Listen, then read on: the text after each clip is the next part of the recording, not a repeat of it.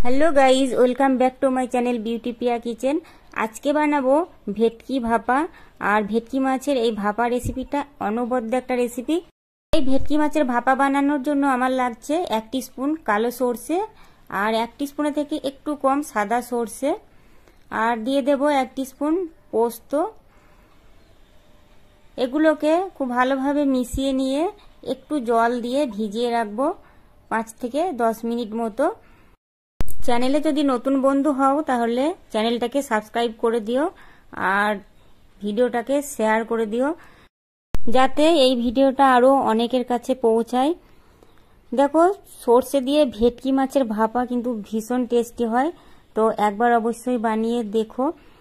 এখানে আমি নিয়ে নিয়েছি ভেটকি মাছের ফিলে আর দিয়ে দিচ্ছি লবণ, দিয়ে দেব একটু লেবুর রস আর এগুলোকে মাখিয়ে কিছুক্ষণ রেখে দেব।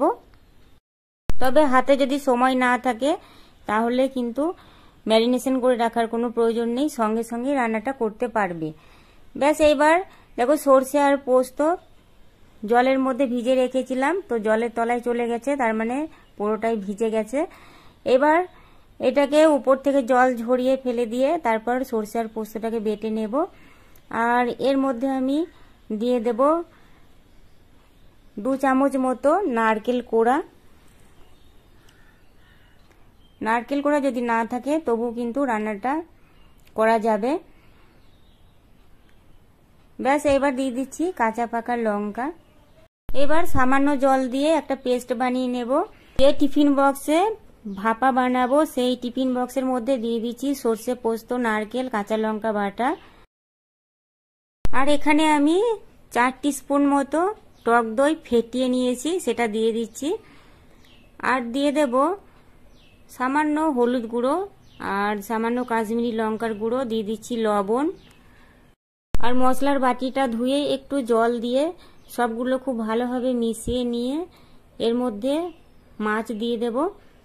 মাছগুলো দেওয়ার পরে মশলার সঙ্গে খুব ভালোভাবে মাছের পিসগুলোকে মাখিয়ে নেব যেন মাছের পিসের মধ্যে মশলা খুব ভালো মতো ঢোকে। দেখো গাইজ আমাদের এই বাঙালিদের কিন্তু এই সরষে দিয়ে ভাপার রেসিপি ভীষণ পছন্দের একটা রেসিপি, আর এটা বানাতেও বেশি সময় লাগে না। আর যদি কেউ কোনোদিন রান্না না করেও থাকে সেও কিন্তু এই রান্নাটা করতে পারবে, এতটাই সহজ। দেখো মাখানো হয়ে গেছে, এবার আমি এর উপর থেকে সরষে তেলটা দিচ্ছি। ভাপাতে সরষে তেলটাই দেবে, সরষে তেলের একটা ঝাঁঝ আছে। আর দিয়ে দিচ্ছি কয়েকটা কাঁচা পাকা লঙ্কা।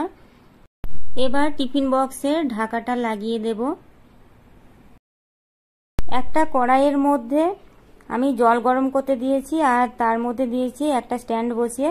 এবার টিফিন বক্সটা স্ট্যান্ডের মধ্যে বসিয়ে দিলাম, ঢাকা দিয়ে দিচ্ছি। আর ঢাকা দিয়ে আমি এটাকে 15 মিনিট হতে দেব একদম হাই ফ্লেমে।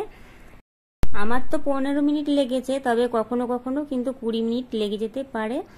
তো এবার আমি ঢাকাটা খুলবো। দেখো এখনো ভীষণ গরম কোটোটা। আর এরকম একটা রান্না অবশ্যই বাড়িতে ট্রাই করো, এত টেস্টি হয় ভেটকি মাছের এই ভাপা। তো আশা করছি তোমাদের ভালো লেগেছে ভিডিওটা। যদি ভালো লাগে তাহলে একটা লাইক করে দিও।